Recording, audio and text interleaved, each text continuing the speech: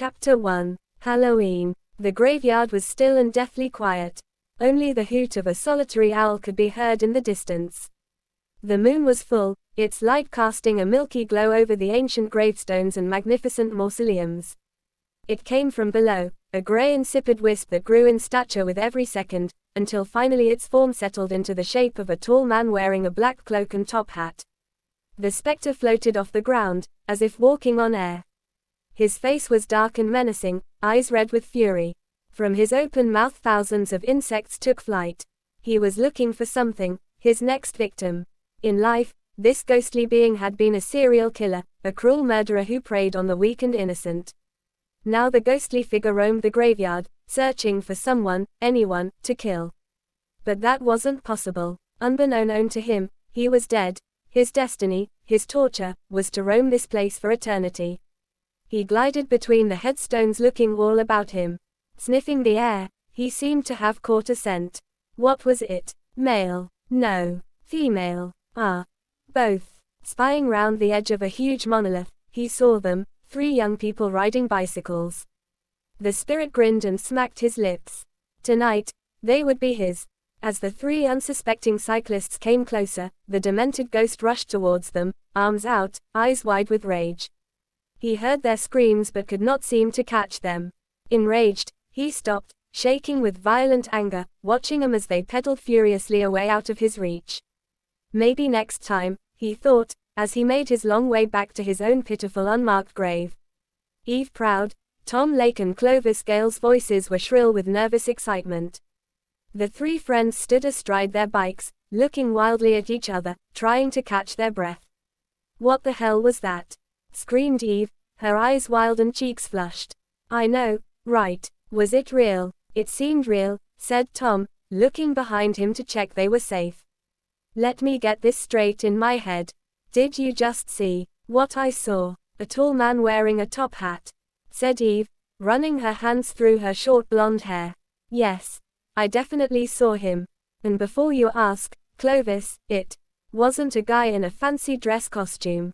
It was a ghost. I know that was. Tom glared at Clovis, who out of the 3 of them, was the most rational. Sometimes Clovis's insistence on logical explanations annoyed Tom, who was a total believer in the supernatural. I wasn't about to say that, Tom. I was actually going to agree with you. It could have been a memory being played out in front of us all. Clovis continued in a whisper, a man in a fancy dress costume. Oh. Come on, Clovis, you saw it. It had red eyes, for God's sake. Tom was becoming very impatient and more than a little frustrated with his friend. I can't deny it was very strange and it certainly scared me, said Clovis, pushing his glasses back up the bridge of his nose. Well, whatever it was, it scared me to death, said Eve. I don't think I've screamed that loud since we went on that horrendous ride at Thorpe Park. Come on, let's get out of here before it comes back. I don't think I'll sleep at all tonight. As the 3 friends pedaled out of the cemetery, Tom and Clovis were still arguing. It was Friday the 31st of October, Halloween, and St. Saviour's High School in East London was fully invested in the celebrations.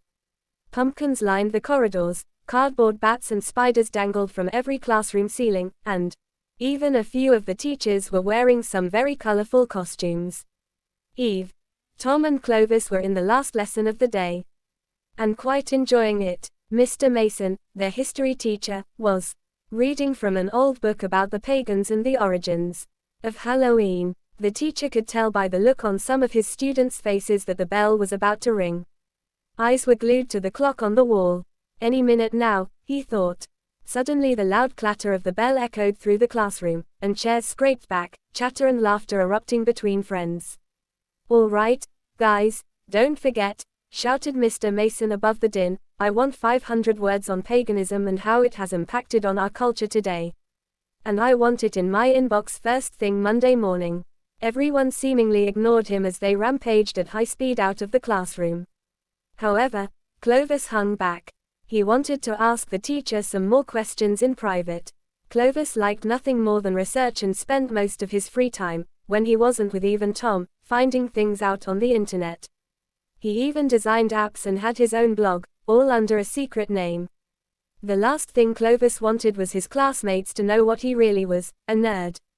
He thought he seemed weird enough already. He was 6 feet tall, wore thick black-rimmed glasses, and had a name that was old-fashioned, although according to his mum, it was an honor to be named after his great-grandfather and he shouldn't be ashamed of it.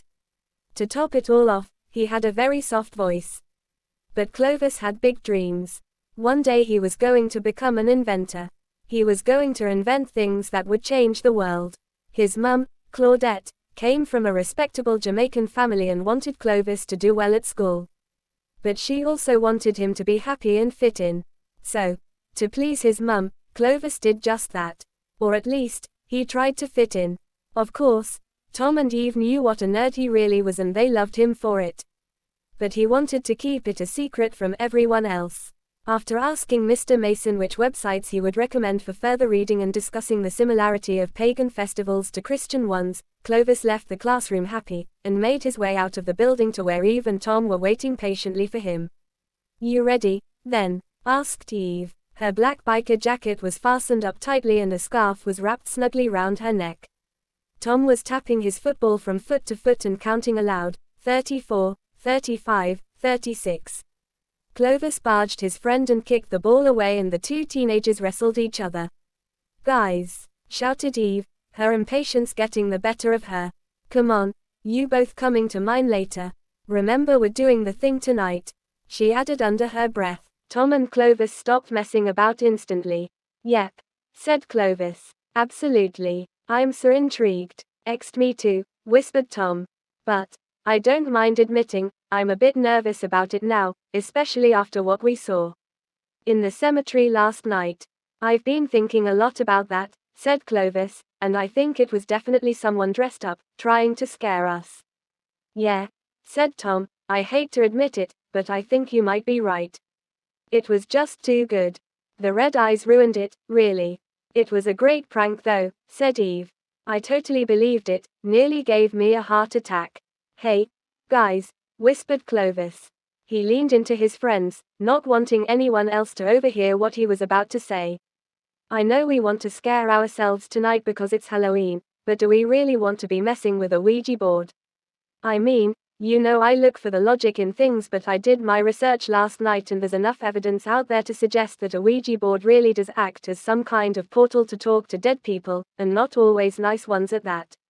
"Are you kidding me?" hissed back Tom. "You were the one who said it was all rubbish and that we should try it to prove that. It was your idea after watching that documentary on haunted houses. You said it would be fun and something for Halloween. And," pitched in Eve, quote, "seeing is believing. I've spent ages finding a board and the spooky location." "All right, I give in," said Clovis, holding his hands up in surrender. "We take the board with us tonight. But don't blame me if we get more than we bargained for."